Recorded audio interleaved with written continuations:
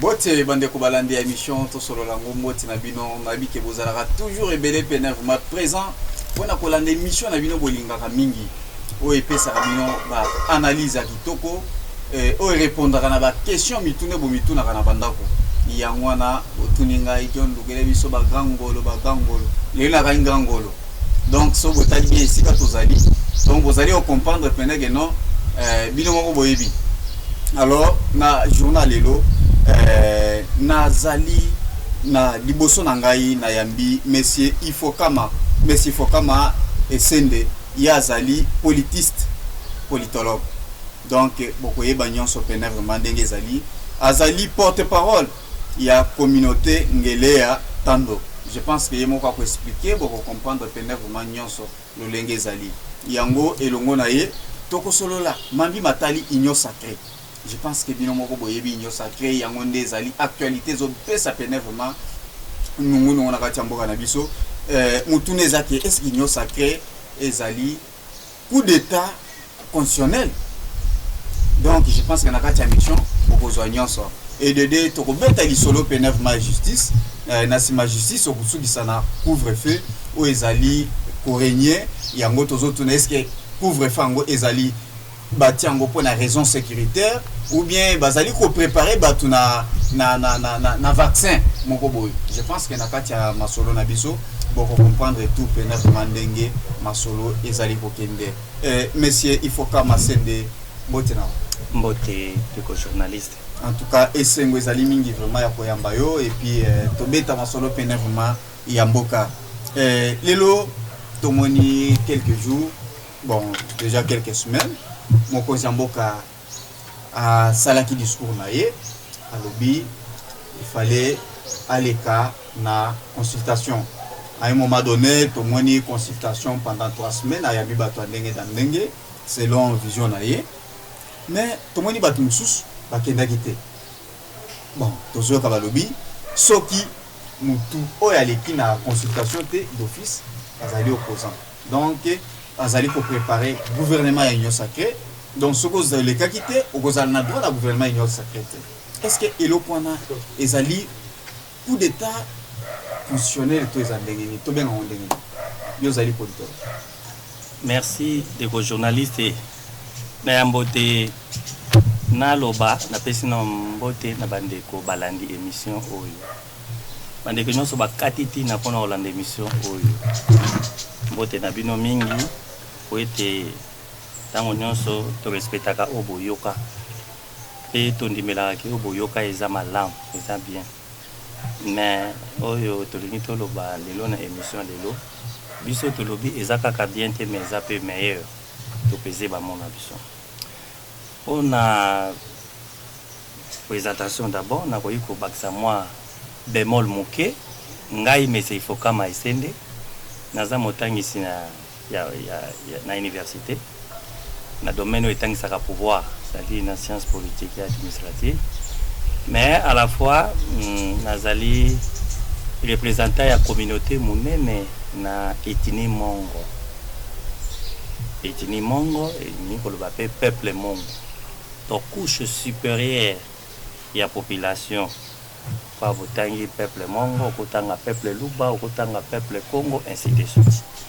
Alors na kati ya etuni wana to communauté wana mongo ezali na peuple o bazo benga ngele entando eza ba originaire ya fili ya Mbandaka lokola bateke bazaka na Kisasa teke umbu bakolo mabele ya Mbandaka sali koko na biso bakoko na biso nde batali boso bakomaka na Mbandaka bundisaka ndeko babengi lo sakanya pe babotoli mboka wana nde ekoma mboka na biso na yambote mondele aya na 1880.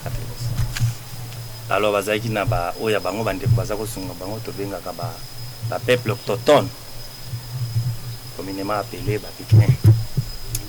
Lelo nazali koloba à la fois lokola motangisi à université oya koki koloba quelque chose na wetali mai matali pouvoir pe na lingi pe lisusu na lancer message na ndeko nanga bandeko nanga nyonso ya communauté ya ngele entando donc original ya ville ya Mbandaka Bikoro bokatola ainsi de suite pona koyeba kokabola makanisi. Pourquoi?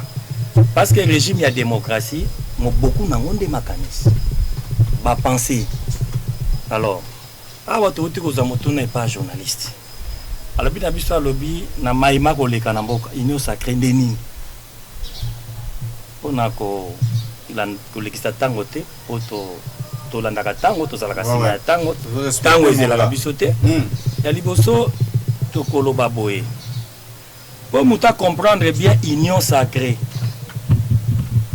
Il faut comprendre d'abord notion il y a autorité.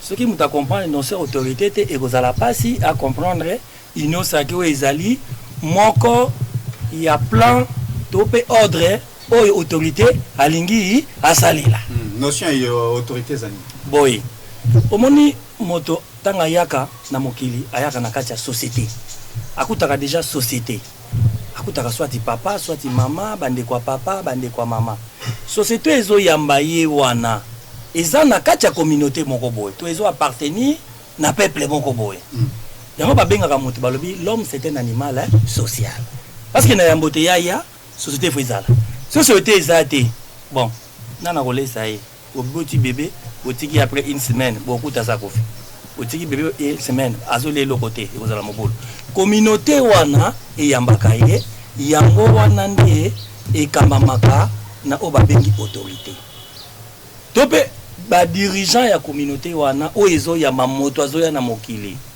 bango nde baza kotia ba plan wana batiaka ba ordre wana batiaka yango nde babengaka politique boyina ina talisa bo donc politique eza ordre ezali plan o etiami na autorité elingi koloba des fois senga pe mais constitution ezali ezate que puisque aux autorités okoki kosala n'importe quoi te boyina na komi na communauté moderne te nazo bana na communauté primitive au total ndenge ni to komaki na constitution parce que soki na ba société mususu même utile le ba constitution ezate mais va société zokamba donc naza kotalisa ko ezali fondement épistémologique ya autorité poto ko ya na ba programme d'autorité elingi koloba nini soki mutu alinga botama mama na ko ken exemple autorité le bifa kende consultation prénatale akende kilo otolobaka na ndenge ya biso ya simple kilo wana na cha programme wana kasi ndi autorité mwana peso ka botama balobi ke non si mami kolobe faut pas laisser pas l'état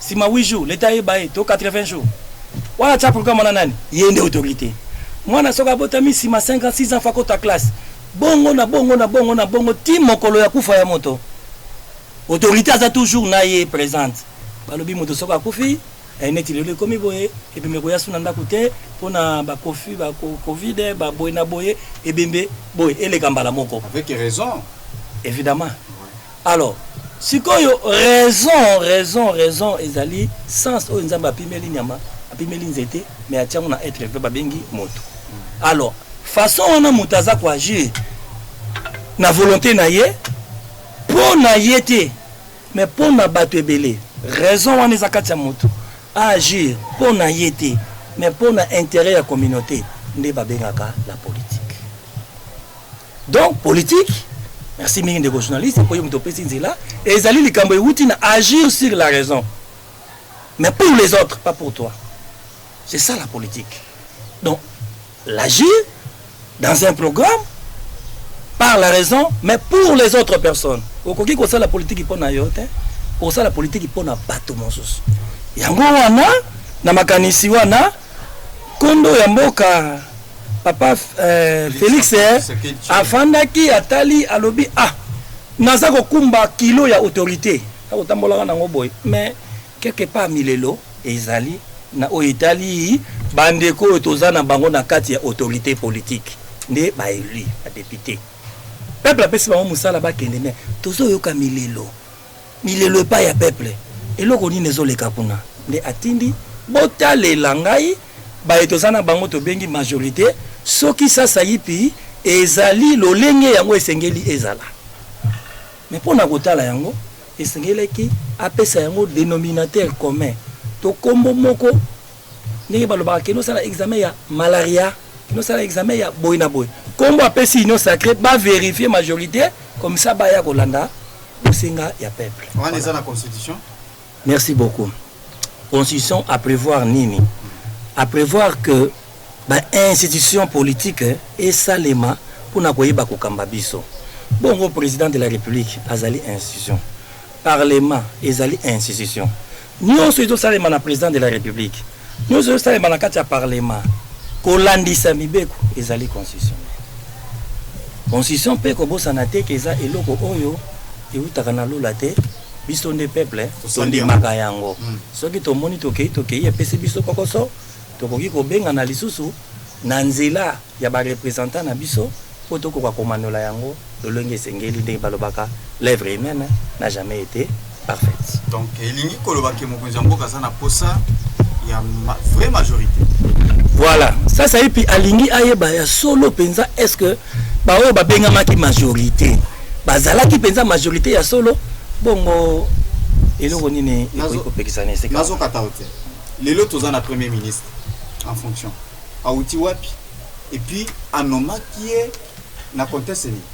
Merci. Ce qui majorité zala ki te yebana. Merci.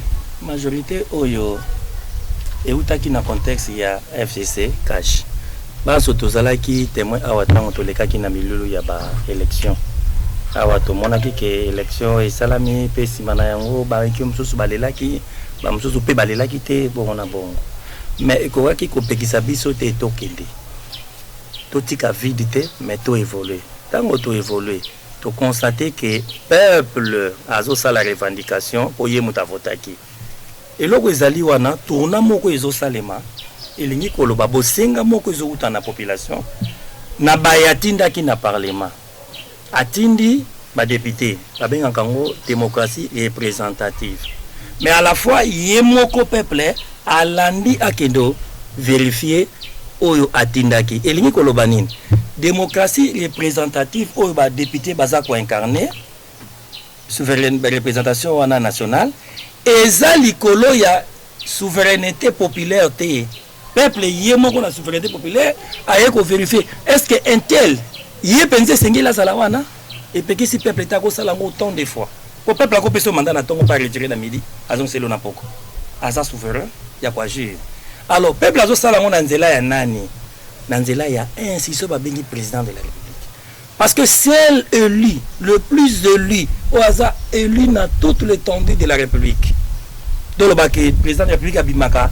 na Matadi na Boma na Mwanda na Katanga bonaboy mais député abimaka na circonscription moko yé wana représentant wana de peuple azo lele pa na ye lokola ye azali garant ne azako tala sikoyo peuple alobi boy asenginga boy na vérifier les sources majorité yango wana kombo ya vérification majorité union sacrée kende okendo vérifier est-ce que union sacrée ezali na personnalité jésus bon est-ce que tomoni ce que au quotidien sacré te okozana gouvernement oui est-ce que ezali ozomona te que place wana eloko na ezalo la dictature au président de la République alinga imposé merci et koki kozala kaka na sociologie nde koki ko expliquer bien et ko dénoncer biloko parce que bonga te que classe na classe ezali na explication na ngwe pesaka puisque eza matière ezali scientifique esengeli ko expliquer ngo boy tala union sacrée ezali cadre politique to plan to pe programme oyo bakanisi pe balingi batia to pe bati d'une manière sociologique et loko nyonso ya mokili ebandaka makanisi babengi niveau philosophique et comme na maloba babengi niveau sociologique pe soki esali démarche ya l'état juridique et du personnalité et comme na niveau juridique iloko moko te ko ya kambala moko pa ebandi juridique union sacrée azana ba étape na ya botama ya kokola ya bongo na bongo mais koloba ke pokota na gouvernement esengeli ozala na union sacrée ezali nango kaka synonyme ya koloba ke union sacrée eza ko tourner engin nango eza ko tourner tout autour ya ba élu du peuple eza pela mo de constitution eloba premier ministre va uta na majorité ezali nango eloko ya sikatin nde batu ba ko simba classe ya biso ya sociologie te nde bazo koka ko limbola ngo te ozali joueur ya léopard bongo pose la joueur na léopard faut déjà obetaka na équipe songolo to vita to imana to bongo na bon bakoya ko zona ndako te mbala moko balekisa na léopard nde union sacrée tango yo ko bina union sacrée c'est ko benga maki déjà na parti politique moko pe parti politique wana ekendaki momekano pe peuple apesaki yango nguya yango se retrouver na parlement omoni ne sacré ezali association ya ba élu o ba wuti na ba parti politique c'est tout à fait normal pour se retrouver dans le gouvernement faut zala nous kuna pourquoi parce que ce qu'on a qui éligible était mais comment aux majorité aux majorité na parlement de bazoloba esengela ki yona no okende na momekano wana monsieur il faut comment répondre à la question na ngaite na puni mutuna na lobby expliquer biso démontrer biso ndenge nini ilunkamba lelo azali premier ministre auti wapi ça clair auti na majorité na raison nini auti na majorité ya auti na majorité proposé na FCC na cash bongo majorité oyo pesaki kolela na ba famille politique musu na kotanga komba wate oyo bazalaki na motango na ba député koleka ezala pa parti oyo ezalaki composante na kati ya cash na FCC parti politique musu ezalaki wana ngana benga mia pona kotanga ngote Emile Eli le esengi ba vérifier yango bongo muta ko vérifier le côté azana intention même l'état a vérifié ali kama pona ko justice ndete ko benga honnêteté tozongi na honnêteté tout ça est-ce que ezalaki bongo pona ni baike musu ba kolela te tozalaki majorité mais ba pesi biso place wana te c'est tout à fait normal chef d'état la initier ce qu'on procédé il y a une sacré pour ba vérifier réellement est-ce que ezalaki place ya ndeko azali le premier ministre topé ils a place ya mutu mususu oyo azana famille za majorité au monité que place on a chef d'état à commettre erreur ceux qui m'ont causé mboka commettre erreur dans la constitution donc c'est violation mais nous na début avant que Lunkamba azala nommé premier ministre mais il fallait makambonia on les a déjà mis en place comment ça fait-il les lots tokei deux ans yango tozokende et puis bolobité de majorité ezali valable était donc na minute il faut pas revoir puisque biso tobike élection législative yangonde et pesaka ba député mais tozo comprendre te bozo sala iloko mo kaka bongo et puis bozo loka majorité na ba député bo finga ki lobi bo qualifier lobi bazali corruptible balingi peuple te kaka bango na nde bolingi bo komisango sko ba vrai député est-ce que monité que place on a ezali malamu. Oui, merci na corriger na que erreur union ezali violation à la constitution. Mais on est allé violation à la constitution. L'article nini oyo ils occupent. Ce qui union sacrée et un plan politique. Donc on a baloba qui FCC cash ils occupent plan 4 autres moko politique. Et ce qui ça qui constitution place. Ce qui peut balongoli en combo FCC cash va passer en combo union sacrée. Et ce qui se constitution place. Bakolongola pe union sacrée lobby epesi comme mosusu parce que dynamique ezako senga na chaque étape babenga mutu bébé le même mutu babengi enfant le même mutu babengi adulte babengi majeur ti vieillard bon on a bon qu'est-ce qui dérange violation continue sa place ngana zolo bezaboy tango toké na ba élection législative présidentielle déjà basengi normalement place on a il faut président de la République un homme informateur aïba pour identifier vraie majorité mais il y a lobby majorité et il y a bani nango déjà donc c'est ça ça dit majorité je m'excuse ndenge na tangi combo parce que émission na biso tolibité to tanga combo boyboité alors toyo comment na ke lelo et commis aux majorité wana il faut ce que tout le même informateur au moniteur il fallait un même informateur de début place nga naza ngona puisque place on a juste là nazo mona réponse claire aux ali kopesa na ba téléspectateurs bazali ko landa biso mais c'était clair ezala ki nango clair que ndeko oya bimaki premier ministre ami la qui est bon côté il a été identifié na informateur bon ba yakine ngene siko lelo bozo ko majorité ni susu tokena okimia po to be ko beteli ba ko place on a te d'accord oyo premier ministre abimi parce qu'il y a informateur azalaki na lombango nyonso oyo akomaki formateur pe formateur e ko pesa nzela na premier ministre yango wana des démarches constitutionnelles et koki ko sala auto benga ratissage médiatique ndenge bazo sala ngolelo neti pe kwa iko sala te c'est ça le problème ils ont dépendre na contexte to pe na climat politique ils auraient neti lelo bazako proliférer na ndenge nyonso Mais maintenant lelo na kati ya hémicycle kaka ba eli wana kaka ba identifier o ezali majorité réelle to pe majorité o ezalaki mais informateur ya liboso akokaki ko dénicher te esika likambo ezande yango wana informateur ya liboso akokaki ko bimisa te pour lelo ata balobi ke bazongela ngo mbalankama ekozala eza bien commun ou bien bien commun. Peuple congolais, je pense que binomo bozali kolanda yemoko politologue mais il faut kama lolenge azali ko s'expliquer ngainde mutu na ko juger te jugement écoute pas binomo lelo union sacrée et commis et si kamoko boye o ba criminel nyonso bazali ko bomba donc tina na ngwa mwana e commis ouais donc ni to bendi bango lelo na ba criminel o ba kimaka basala buzoba na régime passé donc baye ko bomba lelo na kati ya union sacrée donc utilité pénale au pied ya union sacrée. Merci. Nalingaki nano na enfin pour corriger ce truc dire ko bongisana no ndengo lobi batu nyonso oyo bazali ba élu enfin bazala ba élu na éviter ceux qui m'ont passé à postuler awa baza na critère to ba condition ba lekana nango po pesa oya yo mukanda otangaki ba pièce académique bon na bon ce que ozapi na ba casier judiciaire au kolekate alors criminel place wana d'abord éligible à la criminalité. Toujours la société officielle na koki ko lobana ne bandeli na se présenter qui le roi n'attend ça pouvoir non mais ça ka bato banda ko finga lo bon ko finga ko qualifier lobi ba criminel évidemment ko qualifier tourner basali bato na lelo bazolungwa na ngambu bazali koya ko sadere na kati ya nyo na lingi na sala bazali koyamba bango vraiment de tout na lingi na sala nuance moko isikara.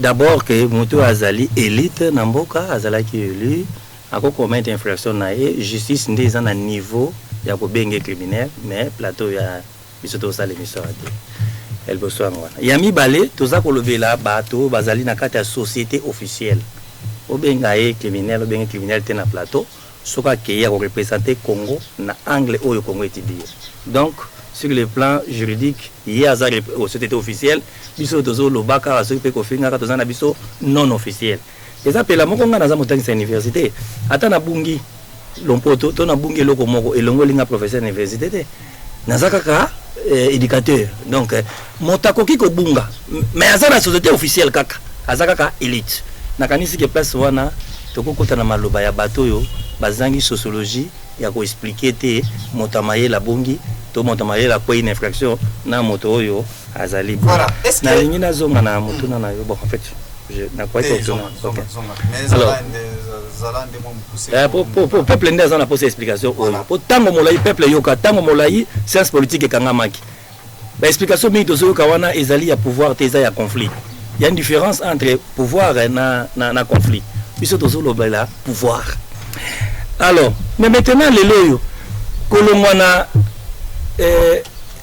topé FCC cash koya na union sacrée oza koya te po yo individu lingi kaka mais pour famille politique ino ekendaki etumba bako benga parti politique esika tozo linga to beta zete yangwana parti politique eza personne morale ezali na bokeseni na député ou eza personne physique sika bokeseni eza yango wana mais tant député abimi député aza yeme kaka te aza na parti politique ne lokola étiquette etanga biye voilà na pesa ki exemple ya joueur ya Imanato Vitawa na Léopard aza wana te po abetaka bale bien parce que équipe na ye ezali na réputation moko bonde balandi nani maire neuf ya Congo exemple aza na Vita. En fait le problème c'est que tango bazako ya bango te bazako ya ba famille politique na bango nezoya otozo benga parti politique nde simanango ya représenter tala tango mutake député ko za pena suppléante soki ya moyibi bon excusez ngana ko ba moyibi te soki me ya bungi soki ya bungi ngana binta mayela babu ngande oyo ko yibate soki ya bungi baso suppléant na ye le coup les ya famille politique wana est-ce que les lots allaient pour constater crise moko crise ezate eza nango kaka ke problème ya bato baza na course au pouvoir crise ezate crise ezabingi koloba boy crise elingi koloba choc to pe libaku ozo tambola na nzela obeti libaku yo moko beti libaku tozoki te mabuluni etroublé autre république ni mabulu ya te obeti mabaku ezobetama na libota ya famille moko cash FCC bata famille moko mais na ndenge basalaki boye babalosi boye parce que lelo union sacrée eza kokotisa na FCC na cash na kati ata bamusu bakotikala lelo bazali kosenga premier ministre pour démissionner ti lelo tout tira mona démission on se met en crise par rapport à union sur l'Assemblée nationale eza nango crise te parce que soki ezalaki crise elingaki tomona boye acte moko juridique lakisa lokola ordonnance to acte moko juridique lokola décret etelemeli moko eza te on ezali ba spéculation sociologique ya bato ba sociologique parce que ordonnance moko te bimi lobby boye pe décret moko bimi et contredire en voilà une crise. Est-ce que le premier ministre a démissionné, il faut qu'il y ait une ordonnance et un chef de l'État? Non, ce que je suis en train de dire. Donc crise c'est ça, il y a une institution. Parce que institution président de la République et agissent à ordonnance. Mais à niveau tous ali. Lelo oyebi déjà et péquicité que moi na maman na yo a OPC mbote pa yo kate pe bato ba loba ya no liote nzoka yo kakite. Toi mon nimbo tangote. C'est-à-dire faut pas qu'on confonde crise na intention de crise bato bazanango. C'est-à-dire décret mon côté il y a premier ministre et s'opposer à ordonnance présidentielle. Oh crise c'est ça. Voilà, monsieur, il faut comme SND to zali déjà presque na souka ya premier sujet na biso. Merci. Il y a Itali union sacrée. Est-ce qu'il y a une habité sur le Loba Moko au côté de la caméra ou ça? Le Balanga est dans le peuple congolais en général et puis dans la communauté ngela en particulier. Bandeko.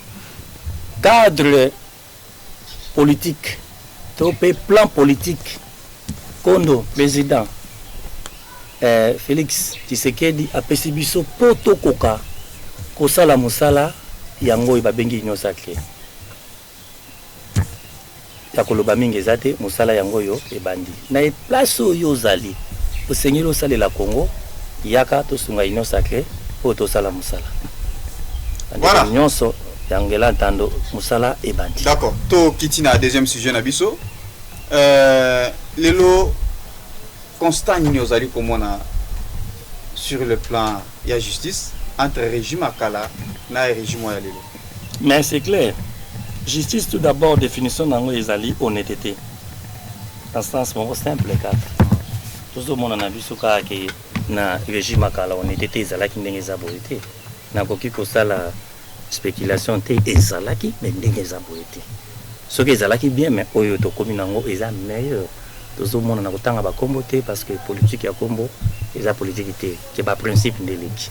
Tout le monde ndenge ni budget mati. Tozomona ndenge nini bakanyaka oyo ezalaki kokimisa mbongo na budget l'état ezozonga. Donc honnêteté o ezalelo na remplacer place la justice comme honnêteté. Honnêteté o ezalelo ezali moi makasi koleka ya régime utu. Lolenge bandeko ya ngambo ndenge bazokangama. Ozomona te ki place wana ezali règlement des comptes.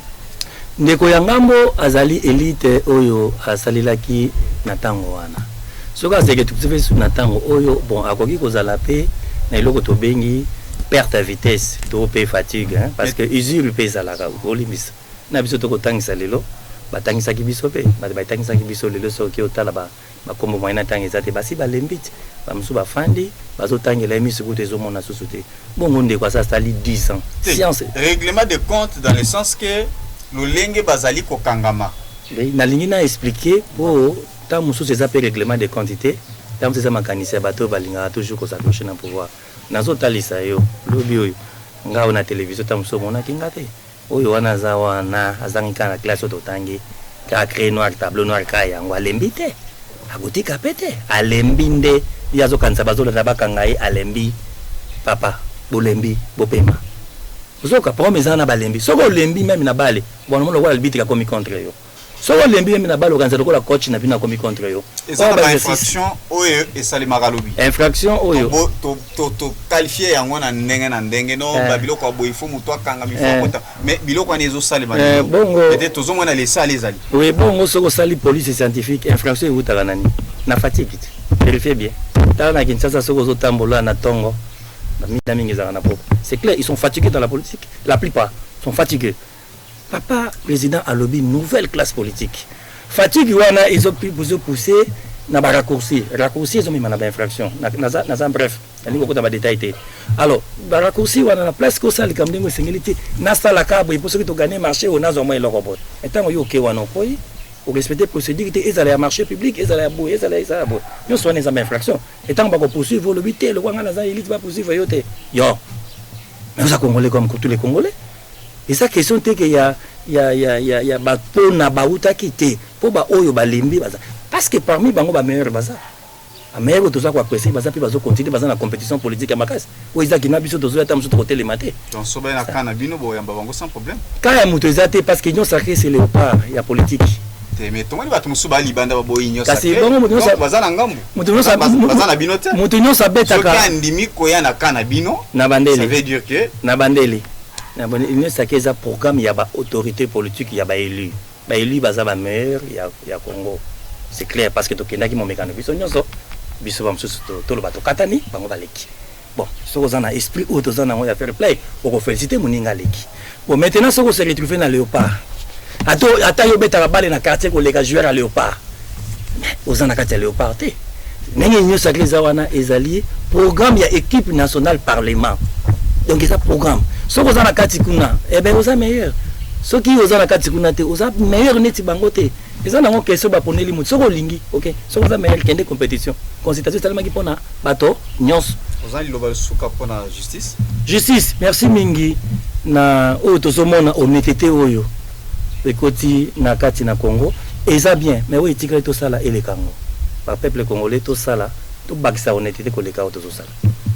Voilà, to kiti siko na couvre-feu. Je pense que tozo chité déjà. Est-ce que couvre-feu o tozali komona lelo balobi à partir à 21h ba mona moto na nzela te.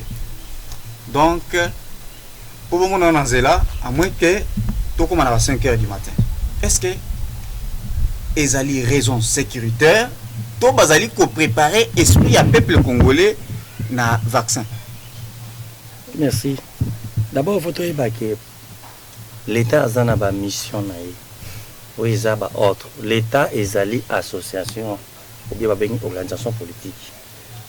Eza personne morale. L'état a fragile. To sangani na l'état ndenge mwasi na mbali basangana na contrat libala. To sangani kana makilate. Faut pas l'état ça non fragile. To lo ba soki mwasa lobi lelo libala esili. Bakamoni na mobali wana. Mais ça ndenge moko tana ndeko na yo to ndeko na mobali to ya mwasi, ndeko na mobali to ya mwasi akolo bano. To kaboni po boswani. Est-ce que bakaboni asolo? Voilà, le problème c'est que l'état tozo sangana na idée pamba, c'est l'idée la pensée. Les RD c'est ça idée. Eza idée kaka bazu ba etini mon côté na ngana groupe Bolia, bazu royaume Congo, basangisi. Il faut d'abord comprendre ça. L'état c'est une pensée réunie, transformée dans la constitution après le référendum, votation, n'est-ce pas? Et puis est commis réalité. Eza tellement fragile ngana kamera bateau basimba kelo wana penzate. Eza lokola libala okogiwa na mona bato bauti mariage ba commis quelque part babundika libala kofi. Et auto sidi papa belé. Maintenant parce que musu aboyi ba traiter ndengana. Na songi siko na likambo ya mission ya l'état wana. Azana mission ba bengi mission régalienne. Lokola classe, lokola santé ya bato. Wana l'état basala ka epona nini? Pona classe. Santé ya bato, sécurité ya bato. Ba bengi yango ba protection ba personnes vulnérables. Basala l'état pona ba pomba te. Basala l'état pona ba faible, biso ba faible. Alors, na kati ya société oyo bana boni bazana na ba maladie ya ba malaria oyo ezosanga nanu bakisi soko ebakata ya corona ayi l'état kosala nini akosala programme na ye par rapport ya bato ya mbongo te ba riche te atira 21h bato du matin akosala programme ne par rapport ya ba les plus pauvres bato batambolaka na 21h na kisasa oui ki bayoki bato tia maote baza catégorie bolimis bata 21h na Kinshasa bata catégorie ya batachango te na bosolo mutachango ya kinda cop na na zando au moins cause la kinwa neti ngate on a vivre population oyo na souffrance na depuis les années 90 batumba ko loba makambo ba mona ngote mutachango okoki ko mona ye na kati na limité na 21h te ce sont des cas isolés déjà 19h ba mandaka makolo na bango 17h na kolona bango ti bakoma mutu okomona na kisasa na 22 ans kolukaka abaluka na motuka oyebi ye na otanga catégorie wana te mais moto wana akobunda na corona le vie ezali très difficile tozali komona ba coopérant déjà parti à 20 il y a 18h 19h soki na arrêt galerie na ville pembeni ya gare centrale mais il est très difficile pour le transport. Oui, mais oui, bisanga batwana bakokoma ndenge nini puisque ezana batu mususu mona moto azobeta makolo ko banda zando tipo ayo loka transport peut-être na stade de Martyr. Oui, naza kotalisa ke mutu nyonso atambolaka na kisasa na makolo. Activité na yesi la kana 17h. Yo moko yebi tango babenga na batu na zando. 15h déjà, 16h babandi ko bimisa bango. Na bosolo parce que awa tozolo ba bosolo te. Ndenge mutu oyo azali na mutu kate atambolaka na kisasa 17h à Sabanouza Makolonae, 18h, 19h, et puis à Lingakakudu, 21h, écoutaye, à na carte, le bas payé nanda. Oui, puis le baranaki, ça, quel que soit pas cette raison, mais moutala na arrêté. Et l'inkolobani, et l'inkolobake, biso, population makolo, to leke belé, le quoi, to leke belé, to simbara déjà, corte en abisso avant les. Toké déjà, voilà. Toujours chuté déjà. Ouais, bateau y a 23h ba venir bongo ba mataka ba avion ba yaka OK, c'est bien bon, mais ba yebake mission régalé ne lobby que ba ko protéger na bango na ba o bateau za ngambongo organiser. Voilà, merci Fokama to comme presque na suka émission na biso pona mukolo lelo. Na pêche une minute. Otali caméra ou englober oignon solo lawa. Comme message final au côté de nos téléspectateurs. La félicité d'abord son excellence, monsieur Félix Tshisekedi, pour un plan, nouvel plan politique où il y a union sacrée. Merci monsieur, son excellence, monsieur le président de la République. Parce que Ezali, idée oyo et ko pesa biso nouvelle souffle, nouvel élan pour tout kokabongo, kokende ko mais ma population a vu son frontière la mission. En tout cas, peuple congolais, occasion mususu yango esengeli tolanda pona kokoka kosunga o ezali mboka na biso na nzela ya dirigeant na biso. Pona bandeko nyonso bazali ko se soucier pona justice, honnêteté oyo toza komona lelo eza malamu eleki ya kala tosala koleka yango lisusu. Pona pauvre fin de kotomi batela maladie. Merci na occasion voilà, merci beaucoup na balandenion sur la émission Tosolo Lango na répondre peine vraiment na mituna na bino. Botuninga ite ngolo grand ngolo ye bomoniye oyo kindenga lobi jugement ezana part na bino. Ezana part na ngaite ngai na sali yanga musala bino nde mutu bokujia parti ya ndako. Ezalaki monsieur Ifokama Esende yende azalaki invité na biso ya mukolo lelo bino bon boni esika tozali toye penevement to petit to travailler bolandi en tout cas botika la fidèle penevement na ba émission na biso botika la malamu to kutana balasi.